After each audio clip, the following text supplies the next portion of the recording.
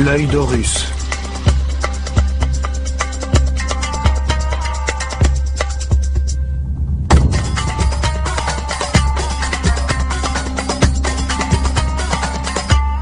Première partie, l'école des mystères.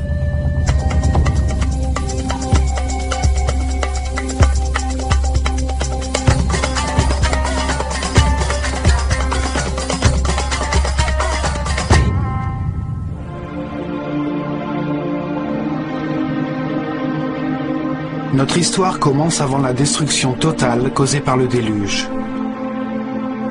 Lorsque la Terre abritait encore une autre civilisation que la nôtre, une civilisation devenue légendaire, l'Atlantide.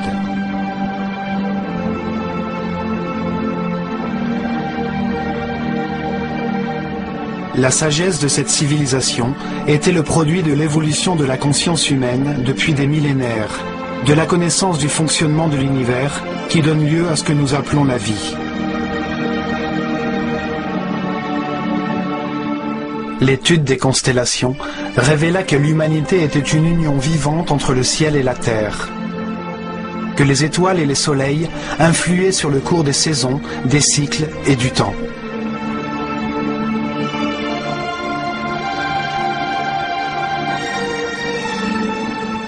Les prêtres de l'école du savoir de Nahakal en Atlantide, dans leur grande sagesse, découvrirent que la planète vivait les derniers moments d'un de ses cycles.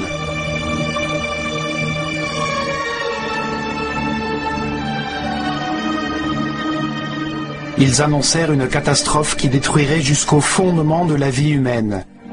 Mais peu les écoutèrent.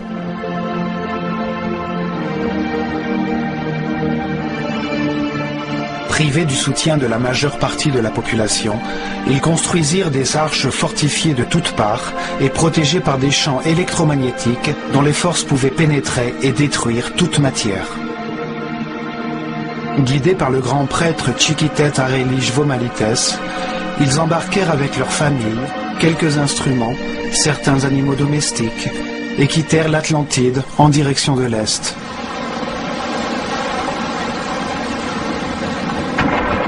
La terre trembla. Les cieux se répandirent dans les mers, et les eaux balayèrent les continents, en effaçant toute trace de civilisation.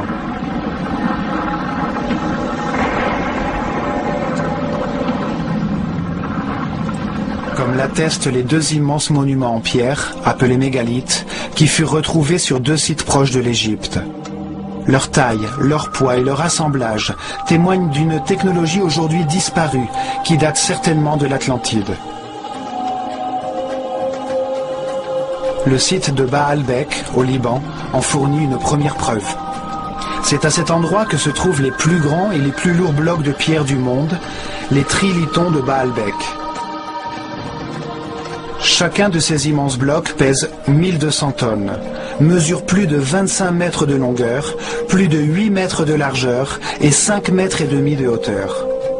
Aujourd'hui, le poids le plus lourd que l'on peut soulever avec une grue est la navette Discovery, qui pèse seulement 150 tonnes, soit 10% du poids des trilithons. Aucune des technologies actuelles ne nous permettrait de les soulever, ni de les disposer avec une telle précision. Ils ont été transportés sur plus de 3 kilomètres. Au point d'origine où ils furent taillés, nous pouvons toujours voir un bloc de dimensions comparables qui n'a pas été utilisé.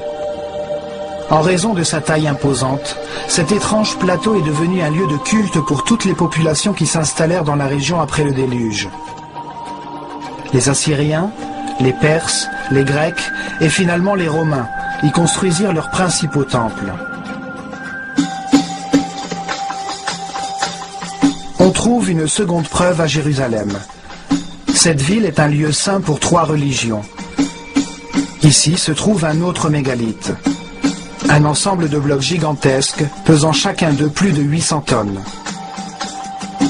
Ces constructions immenses et mystérieuses devinrent également un lieu de culte d'où naquit Jérusalem.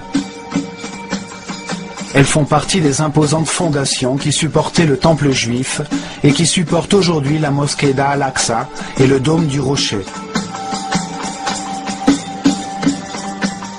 Les blocs font partie des fondations du mur des lamentations. De nos jours, nous pouvons y accéder à travers un tunnel formé par ces énormes pierres. Les mégalithes de Baalbek et de Jérusalem appartenaient à des édifices détruits durant le déluge. Leur taille leur a permis de rester en place.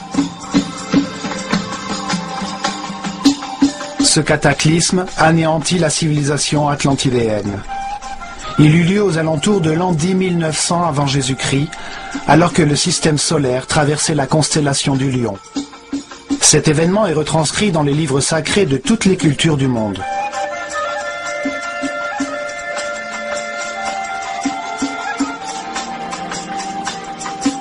Une fois le calme revenu, les prêtres qui avaient survécu au cataclysme débarquèrent au centre de la surface de la Terre, qu'ils savaient être le croisement des forces telluriques de la planète.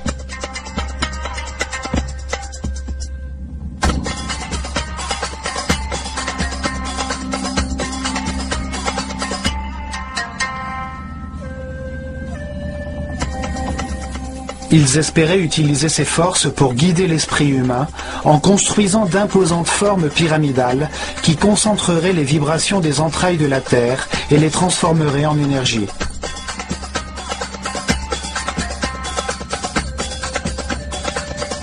Ces êtres, qui avaient atteint un degré de développement spirituel très avancé, ne concevaient pas le progrès comme l'acquisition de biens matériels, mais comme l'accomplissement de la paix et de l'harmonie intérieure, comme une transformation de l'homme, un dépassement des limites de sa condition animale vers l'état de surhomme. À un moment qu'ils nommèrent Sept-Épis, temps nouveau, ces prêtres virent sortir des eaux un long oasis étroit, une terre fertile entourée d'un désert protecteur qui longeait une grande rivière. Ils l'appelèrent Égypte. Cette terre émergeait hors de l'eau, le pays d'un seul fleuve, le Nil, présentait les meilleures conditions pour donner naissance à une nouvelle civilisation. Les prêtres considérèrent ce cataclysme comme le début d'un nouveau cycle qui devait conduire l'humanité vers une destinée nouvelle, vers la construction d'une société vouée à l'élévation spirituelle.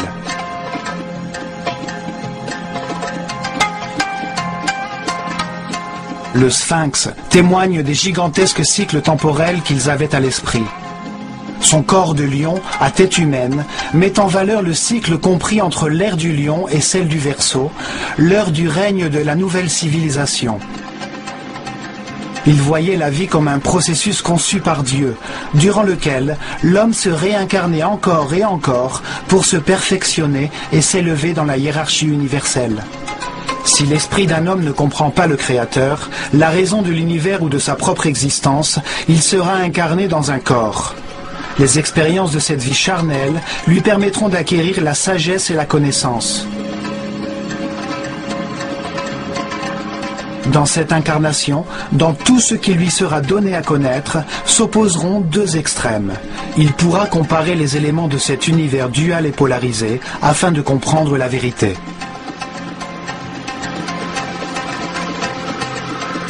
Il apprendra en expérimentant lui-même les conséquences de ses décisions et de sa conduite. Par le chagrin, il comprendra le bonheur. Par l'angoisse, il connaîtra la paix. Au long de nombreuses vies, après avoir comparé les deux extrêmes, il comprendra que la seule vérité est au centre, dans la neutralité de l'amour. À travers la réincarnation, l'homme comprend peu à peu. Il devient un être qui respecte tout ce qui existe. Il comprend que tout a une fonction. Il accepte que toutes les circonstances, même les plus difficiles, sont parfaites, car elles lui enseignent la voie de l'élévation spirituelle. Vie après vie, l'homme s'élève. Il acquiert le savoir, la paix et l'harmonie. Il possède de plus en plus d'énergie vitale. Il devient un être plus tolérant et respectueux. Il accède à la puissance. Il comprend que dans cet univers dual, dans les circonstances les plus contradictoires, la seule neutralité possible est celle de l'amour. L'amour est neutre, tout comme Dieu. Comme le montre le zodiaque de Dendera, ce processus d'apprentissage correspond à un cycle cosmique, soit 12 ères zodiacales.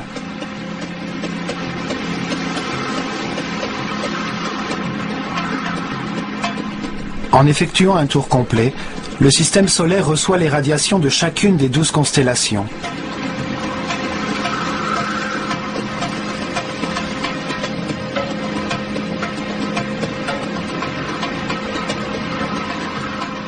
Durant ces 25 920 années, chaque esprit se réincarne 700 fois dans des corps, des endroits, des époques, des circonstances, des conditions et des personnalités différents. Dans chaque vie, il apprend quelque chose de différent. À chaque fois, il est influencé différemment par les forces irradiées des étoiles. Ainsi, chaque être vivant passe par un cycle cosmique durant lequel il reçoit l'énergie des 12 constellations, l'influence des cieux qui marquent les rythmes de sa vie et génère différents états d'esprit.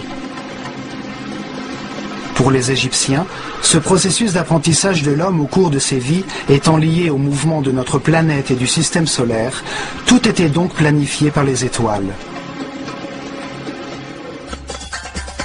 Ils inventèrent une méthode pour révéler ce qu'ils savaient sur Dieu, l'univers et le processus d'élévation de l'âme durant des milliers d'années.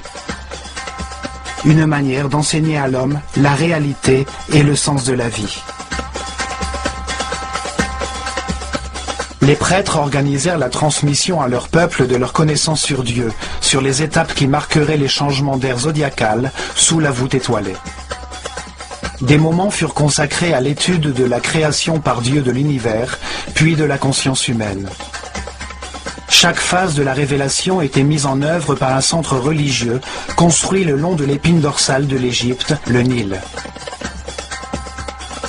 Ces centres de transformation et de diffusion de l'énergie et de l'information au corps étaient appelés chakras.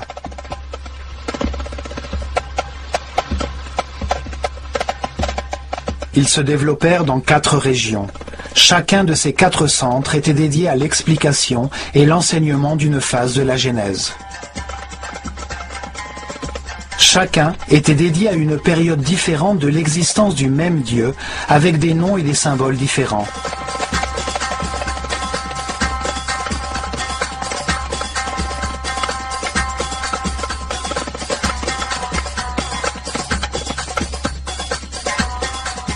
Le premier centre religieux, appelé Héliopolis par les Grecs, fut érigé à Anu, au début de l'ère des Gémeaux, en l'an 6620 avant Jésus-Christ, à l'époque de l'Égypte prédynastique. Une ère consacrée à la symétrie en art et en architecture. Ce centre était voué à la révélation des caractéristiques, des qualités et de la raison d'être d'un Dieu absolu, cause première de toute chose, que les Égyptiens appelaient Atum-Ra, l'unité homogène et statique qui avait préexisté à l'univers. Le deuxième centre religieux fut établi à Memphis, au commencement de l'ère du Taureau, en l'an 4460 avant Jésus-Christ. Il était dédié à la révélation d'un autre moment de l'existence de Dieu, lorsqu'il met l'univers, les planètes et le soleil en mouvement, lorsqu'il met sa volonté et son énergie divine en action et crée la matière.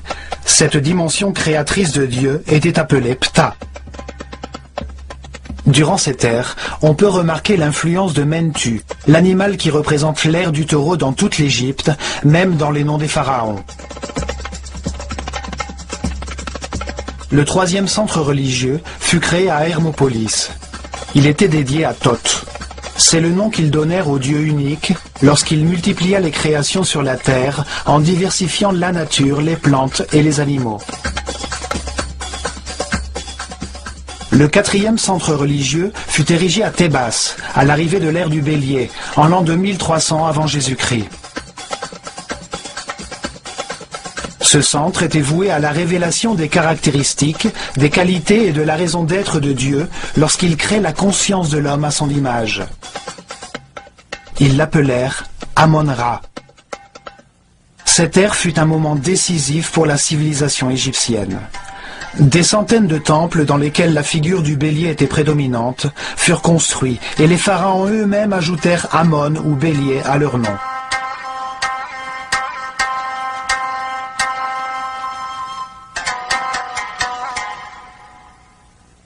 Les changements d'air ou de constellations zodiacales déterminaient la durée de chaque phase de la révélation.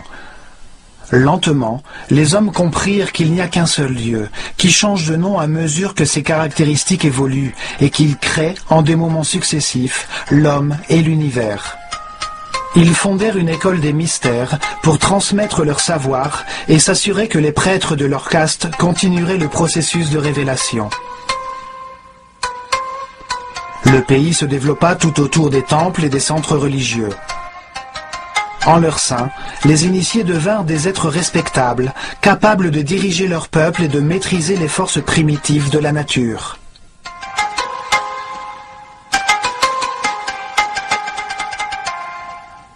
Les prêtres choisissaient leurs disciples parmi les enfants d'Égypte en fonction de leur niveau de connaissance et de sensibilité et leur donnaient la chance de vouer leur vie à la prêtrise. Il leur parlait du processus d'élévation à travers la réincarnation de Dieu et de l'univers. Il leur enseignait les sciences, l'art, la religion et la philosophie. Il les entraînait à l'exercice du contrôle de soi. Ils apprenaient à conserver leur énergie vitale, à comprendre l'importance du respect et du libre arbitre, accélérant leur processus d'évolution. Ils devenaient les héritiers de la caste des prêtres, ceux qui possédaient le savoir et le pouvoir qu'ils procurent, et qui avaient pour mission de guider le peuple sur le chemin du progrès. Des statues de ces prêtres ont été retrouvées. Certains sortent d'un cube, d'autres sont représentés comme des écrivains, des êtres de savoir. Parfois, le mot Hotep, qui signifiait sage, était ajouté à leur nom, comme pour Ain-Hotep ou Amen-Hotep, fils d'Apu, en reconnaissance de leur sagesse.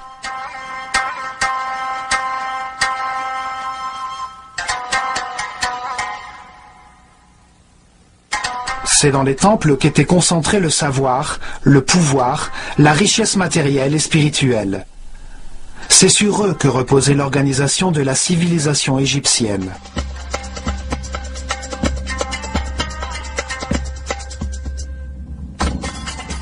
L'œil d'Horus était le symbole de cette caste organisée de prêtres qui a présidé aux destinées de l'Égypte durant des milliers d'années dans l'ombre des pharaons.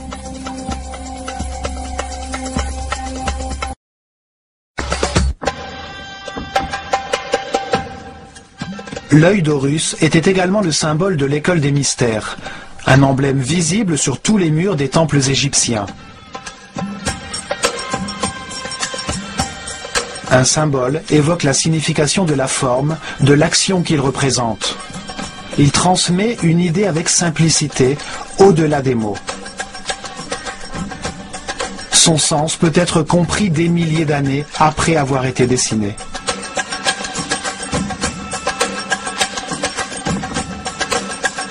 Les yeux permettent de sentir le soleil, l'origine de la vie. Ils réagissent à la perception de sa lumière et à la vision des couleurs. Ils communiquent au cerveau l'intensité et la force du feu. Les yeux sont les terminaisons nerveuses qui perçoivent la volonté divine, l'intensité de la lumière, la force de Dieu, que les Égyptiens nommaient Phi. La force par laquelle l'esprit se concentre dans la matière fait place à l'univers, à l'expérimentation de la conscience. Ce sont les seuls nerfs qui atteignent la surface du corps et que l'on peut voir en action. Ils parcourent des sphères pleines de liquide blanc cristallin.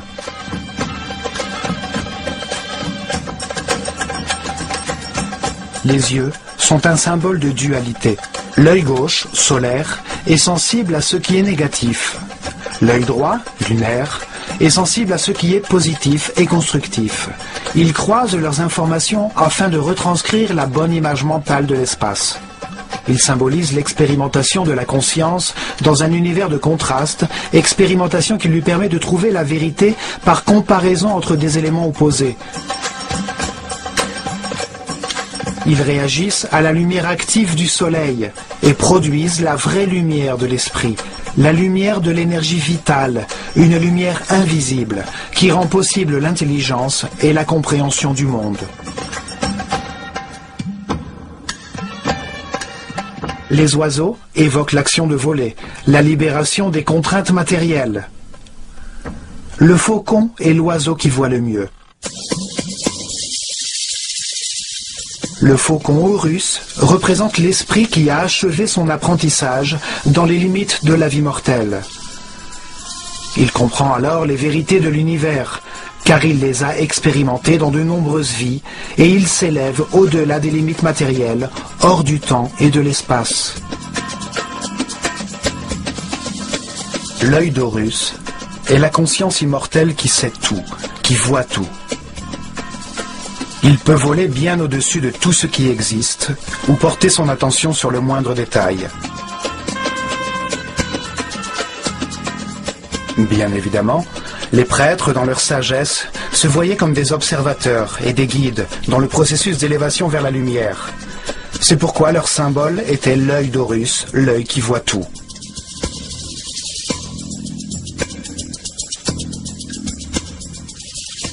Depuis les temples, les prêtres de l'œil d'Horus conduisaient le peuple vers l'élévation spirituelle, dans la paix et l'harmonie, révélant la vérité sur Dieu, sur l'univers et sur le processus d'évolution de la conscience humaine.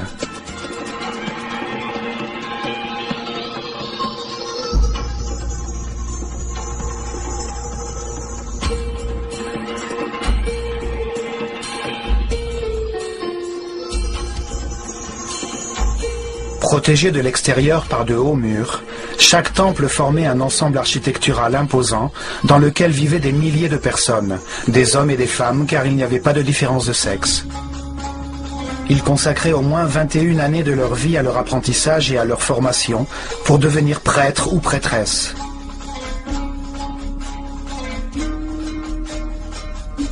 Leur parcours d'apprentissage se déroulait dans différents temples où ils restaient durant de longues années, recevaient les enseignements correspondant à leur niveau, puis ils passaient leurs examens pour accéder au niveau supérieur dans un autre temple de la vallée du Nil.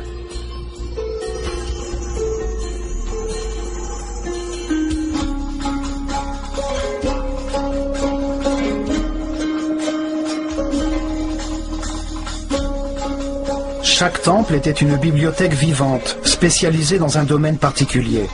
Dans chacun d'eux, on professait des leçons différentes sur l'univers ou sur le sens de l'existence. Chacune de ces disciplines possédait en elle-même un élément sacré qui donnait un sens à la création du monde.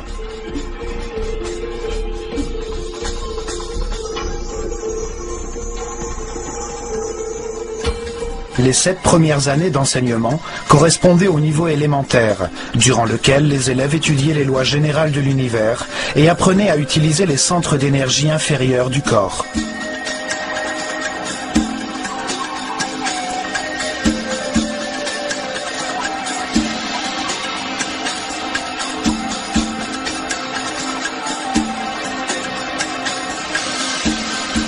Des temples comme celui de Komombo étaient dédiés à la compréhension de la nécessité de la dualité et de la polarisation universelle, afin que l'esprit puisse établir des comparaisons entre des fins opposées et trouver ainsi la vérité. On y apprenait notamment que la peur de l'échec peut être maîtrisée et que chaque vie est suffisante pour connaître ce qu'il y a lieu de connaître dans cette vie-là. Il possédait les outils pour éveiller la peur de la mort, apprendre à la contrôler et comprendre que la mort n'est qu'un pas vers une autre expérience d'apprentissage. Dans des tunnels remplis d'eau et de crocodiles, à de hautes altitudes, dans des enclos grouillants de serpents, les disciples devaient prouver leur détermination. On leur enseignait à dépasser leur peur de l'abandon, leurs instincts agressifs et défensifs.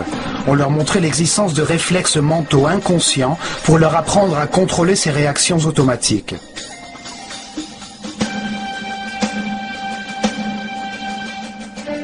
Dans le temple de Luxor, à Thébas, on transmettait le savoir du fonctionnement du corps connu à l'époque et on apprenait à le dissocier de la conscience pour qu'elle ne s'identifie pas à lui.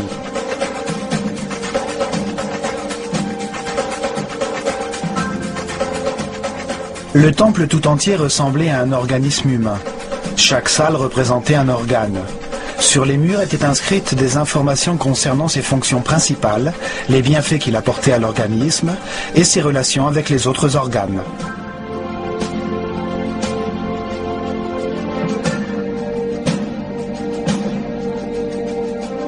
Dans ces salles, on pratiquait des exercices de mouvement et de concentration afin de diriger son esprit vers chaque organe, jusqu'à ce que le corps atteigne un état de conscience qui lui permette de devenir un parfait instrument de la volonté.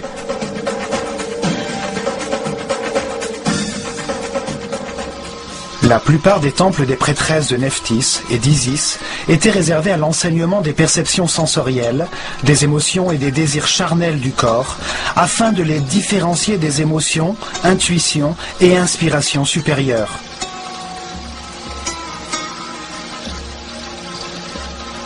Les élèves apprenaient à maîtriser les passions et les sentiments charnels grâce au pouvoir de l'esprit, à élever leur conscience et leurs vibrations vitales, à canaliser l'énergie de leurs esprits vers des aspirations plus hautes, à éveiller leur créativité. Beaucoup de temples, comme celui d'Hathor à Dendera, étaient dédiés aux sciences, à l'astronomie, à l'astrologie et aux mathématiques. Depuis le toit du temple d'Hathor, on pouvait observer les cieux pour comprendre les différentes énergies libérées par chaque constellation et les effets qu'elles produisent.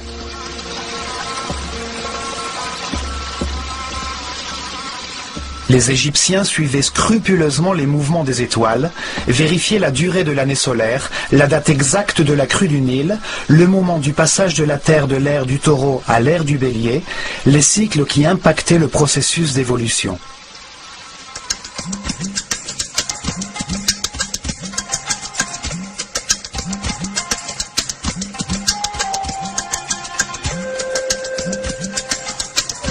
Après cet apprentissage de la raison et cet entraînement destiné à contrôler les sentiments, les émotions et les pensées, les élèves consacraient 7 années supplémentaires à l'exercice de leur cerveau droit, à l'intelligence du cœur, pour comprendre la différence entre la pensée et la méditation.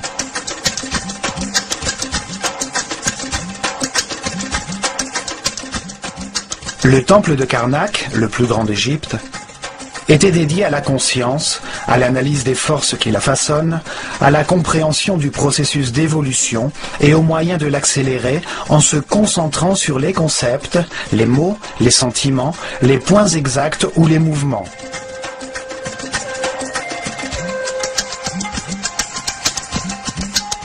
Les élèves apprenaient à se concentrer sur eux-mêmes, afin de différencier le surmoi du moi, à s'identifier à un être ou à un objet extérieur, jusqu'à ce qu'ils sentent ou qu'ils deviennent ce à quoi ils pensent.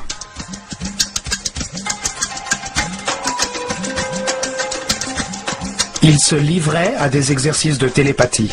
D'abord dans des conditions de proximité physique, puis à distance, à une certaine heure de la journée, jusqu'à ce qu'ils apprennent comment communiquer mentalement à n'importe quel moment.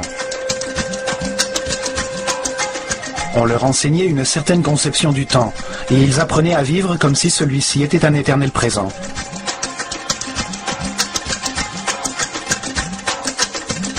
Ils comprenaient que la pensée consiste à comparer pour savoir, et que lorsque l'on sait tout, il n'y a plus besoin de penser ou de comparer. Ils apprenaient à modifier leur niveau vibratoire, pour maîtriser les circonstances extérieures, en atteignant un équilibre émotionnel par une décision mentale intérieure.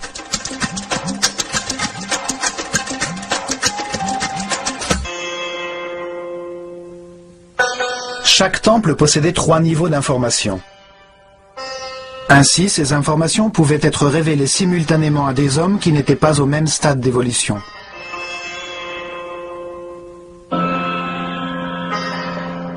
Le premier niveau était la transmission des informations élémentaires au peuple.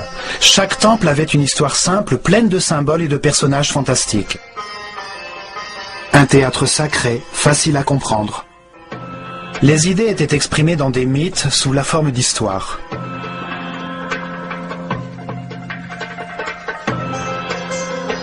Le mythe, histoire fantastique, était une méthode de révélation du monde à l'homme qui ne pouvait le comprendre qu'imparfaitement. Les mythes ne sont vivants que parce que l'on croit en eux.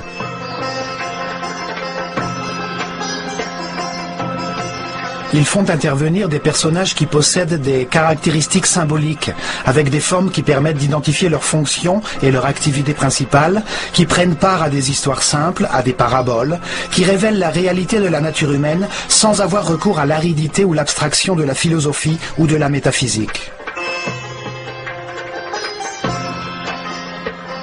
Le peuple avait ainsi accès au sacré en écoutant l'histoire de chaque temple, en connaissant les forces et les faiblesses de chaque personnage, les problèmes qu'il rencontre et la manière de les résoudre.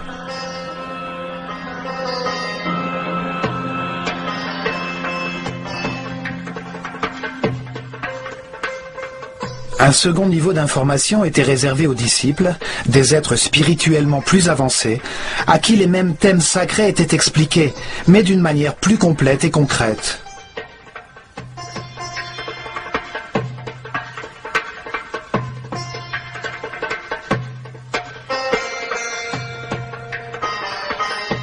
À cette fin, on gravait les scènes descriptives des mythes sur les murs du temple. Chaque personnage était expliqué. On apprenait ce qu'il symbolisait, l'étape du processus d'élévation qu'il représentait, pourquoi il avait telle forme, telle attitude et telle fonction.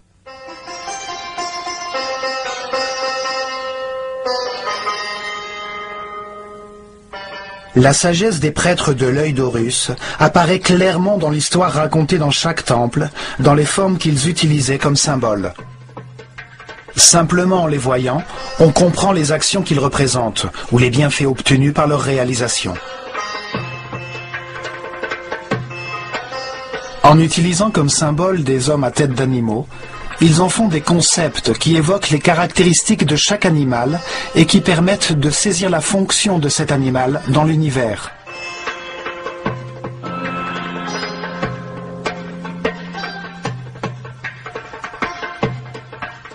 Un homme à tête de chacal possède les caractéristiques de cet animal, comme par exemple son sens inné de l'orientation dans le désert.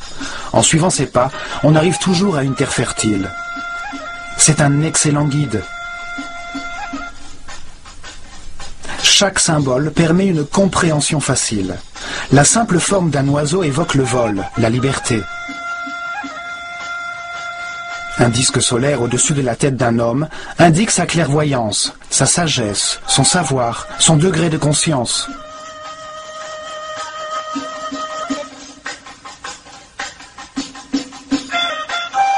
Les Égyptiens étudiaient les animaux et les insectes en détail. De cette façon, ils ont acquis une grande connaissance de leur vie, de leurs activités, de leurs caractéristiques vitales, de leurs habitudes, de leurs régimes alimentaires, de leur temps de gestation, de leurs pratiques sexuelles, de leurs principales raisons d'être.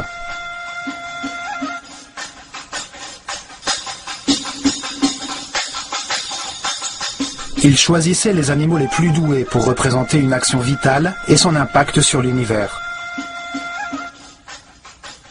L'évolution du ver, qui rampe et se tortille avant de devenir un papillon.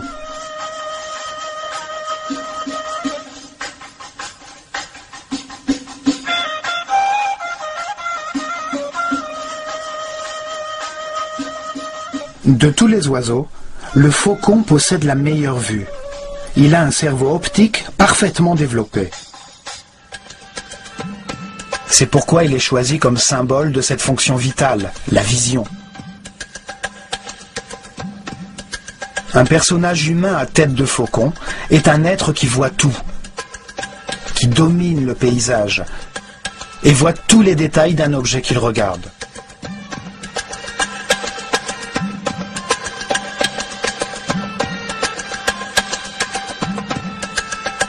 Ces personnages, appelés dieux ou néthers par les égyptologues qui pensent que les Égyptiens étaient polythéistes et vénéraient les animaux, représentaient seulement une fonction vitale, un être au monde qui se transforme et s'améliore.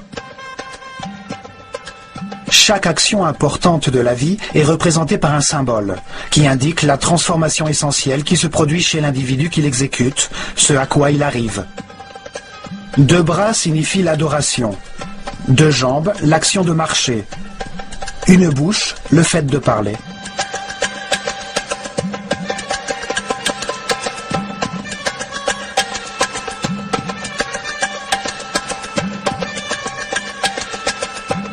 Et, enfin, au 3e niveau d'information, chaque temple conservait une sorte de code secret contenu dans son symbole. Ce secret était connu uniquement par les prêtres de haut rang et les grands maîtres, et donnait des informations sur les forces et énergies fondamentales, sur la manière de les contrôler et de les utiliser pour servir leur peuple.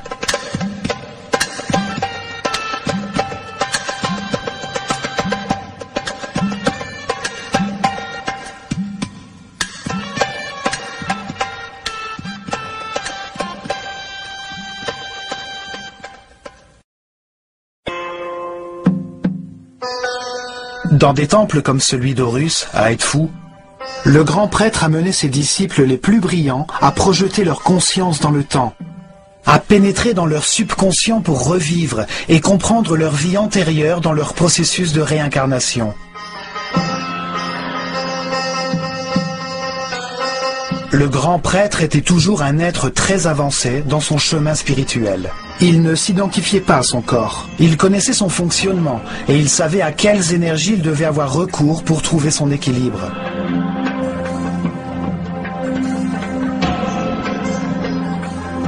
Il contrôlait depuis son centre nerveux, situé dans sa couronne, le niveau le plus élevé d'énergie vitale. Il demeurait dans un présent éternel, rayonnant d'amour. Il utilisait son pouvoir divin pour guider et servir les autres.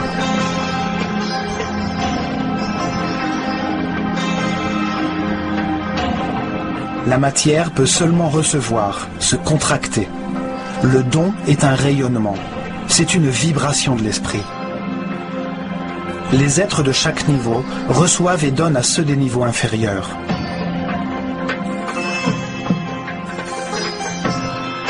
Dans les salles des temples, ils comprirent que la réalité est composée de 7 niveaux d'énergie vibratoire, 7 courants énergétiques qui correspondent à des niveaux différents de pouvoir et de force.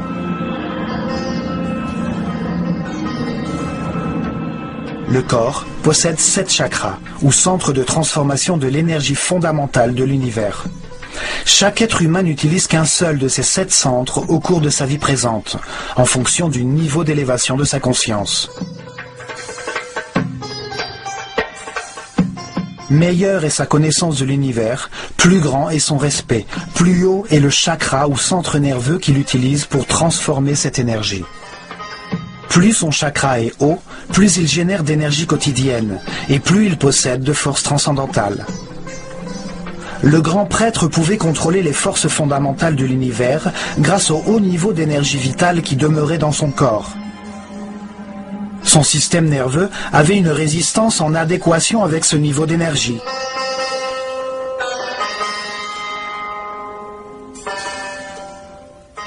Ainsi, dans tous les temples d'Égypte, à mesure que les disciples suivaient leur apprentissage et leur formation, leur énergie vitale augmentait graduellement, en même temps que leur résistance nerveuse.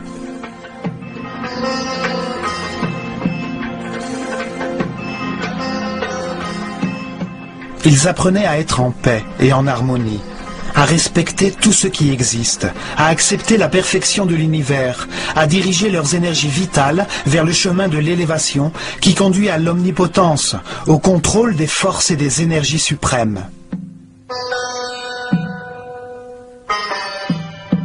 Ils suivaient une intense préparation physique, mentale et spirituelle, qui se terminait par l'expérimentation de la totalité et du néant, du manifeste et de l'indicible.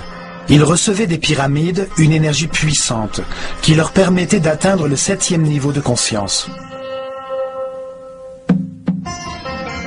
Durant l'ère du taureau, ils se consacrèrent à l'expérimentation de brillantes technologies à travers la construction de formes pyramidales afin de transformer les vibrations de la planète en énergie, un savoir ancestral qu'ils mirent en pratique.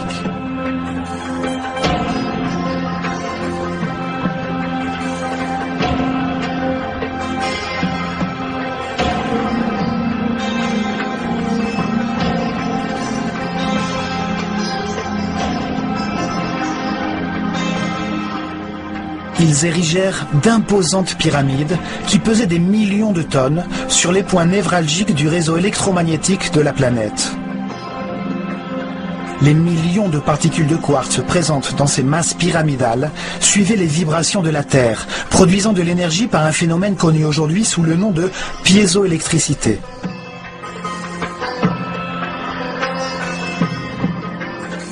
Ils construisirent plusieurs pyramides avant d'atteindre un modèle de perfection avec la pyramide de Khéops.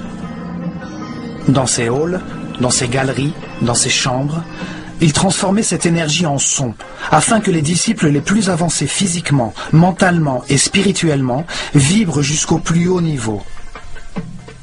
Cette force ouvrait la perception de l'esprit humain vers d'autres dimensions pour atteindre des états particuliers de conscience.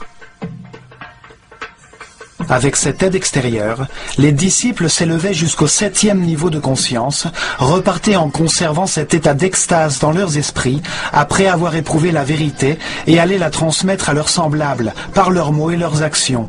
Dans leurs ultimes méditations, ils atteindraient une nouvelle fois cet état d'unité immobile, jusqu'à ce qu'il perdure en eux. Ils demeureraient alors dans un état permanent d'homme-dieu, l'énergie positive de l'amour rayonnant autour d'eux.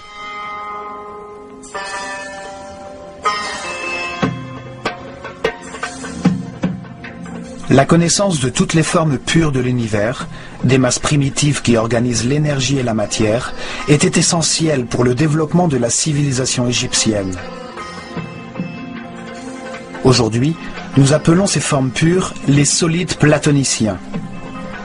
5 polygones de taille et d'angles égaux, formés de triangles équilatéraux, la forme de vie qui ne produit aucune tension. À l'aide de ces formes, il produisait des effets de résonance et de concentration énergétique afin d'élever la perception de la conscience, pour générer des effets de superconductivité permettant d'annuler la force de la gravité. De nos jours, nous avons découvert qu'il y a sur notre planète des points névralgiques appelés nœuds diamagnétiques, d'où l'on peut contrôler la force de gravité de la planète et générer un phénomène de superconductivité. La superconductivité permet d'augmenter ou de réduire la force de la gravité. En augmentant le poids des blocs de pierre, ils pouvaient poser les fondations sans avoir besoin de creuser dans le sol. En le réduisant, ils les rendaient plus faciles à déplacer et ils pouvaient ainsi les faire venir de carrières éloignées.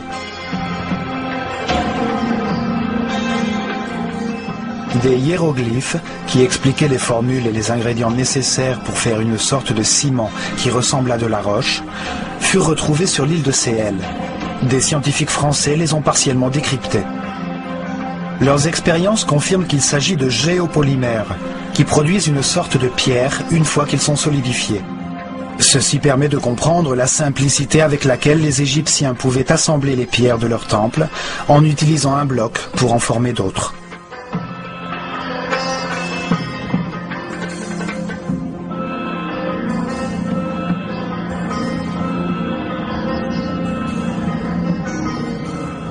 Mais le plus important était leur vision de la vie comme un processus voulu par Dieu, dans le but d'élever la conscience humaine. Le fait que l'esprit humain se réincarne continuellement dans un corps pour comprendre ce qu'est l'harmonie, en analysant les résultats de ses décisions.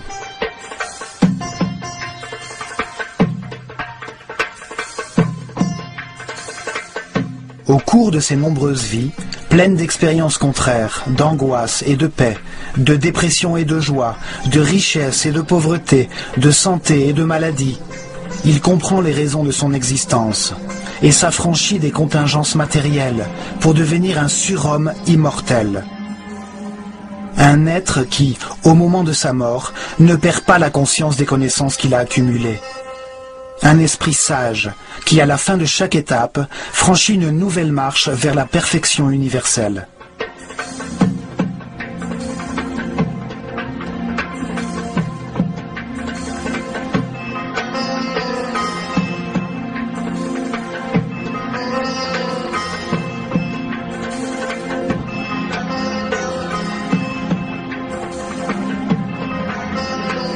L'homme se réincarne plusieurs fois. Au début du processus, il est dominé par sa condition animale. L'intolérance et l'agressivité le condamnent à une vie de désolation. Petit à petit, la douleur l'envahit et en cherchant à la soulager, il cesse d'attaquer. Il trouve la paix et avec elle, des niveaux élevés d'énergie vitale.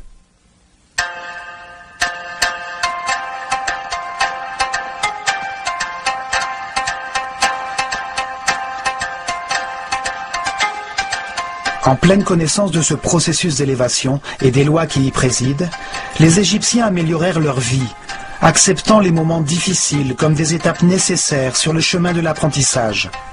Ils demeurèrent ainsi dans la paix et l'harmonie.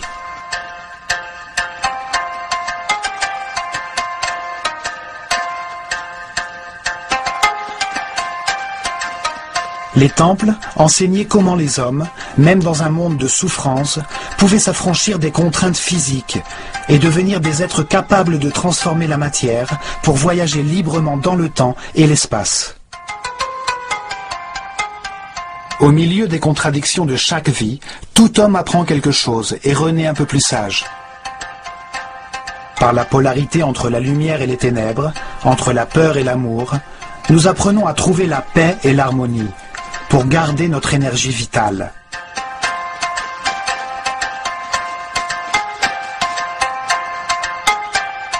Par l'expérience des affres et de l'angoisse auxquelles conduisent la colère, la haine ou le désir de vengeance, nous comprenons les bienfaits de l'harmonie.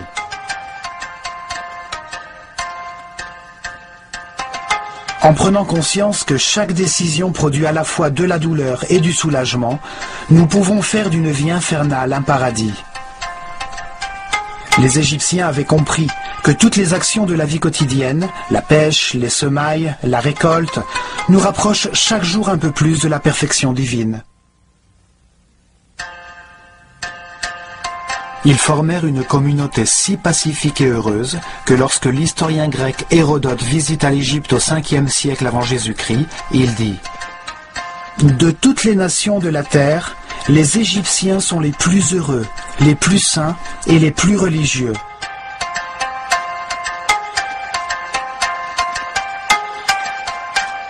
Cependant, le mot religion n'existait pas dans leur langage. Ils ne voyaient aucune différence entre le sacré et le profane. Ils considéraient qu'il était de leur devoir de comprendre que Dieu, l'univers et l'homme étaient unis par le ciment de l'amour.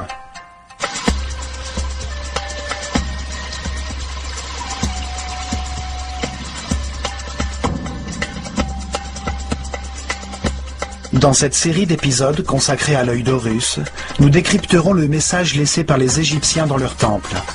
Que tous les hommes avancent sur la voie de l'élévation au cours de leurs nombreuses vies. Certains sont plus avancés que d'autres, mais tous accéderont à l'immortalité et à la permanence de la conscience par le seul chemin possible, celui par lequel ils apprendront à s'adapter, à accepter la réalité des choses et à respecter tous les êtres qui les entourent. Ce chemin peut être pavé de souffrance, ou de paix et d'harmonie. Cela dépend de notre capacité à nous contenter de ce que nous avons, à nous sentir reconnaissants d'être en vie, d'avoir l'opportunité de comprendre que c'est l'amour qui nous a créés.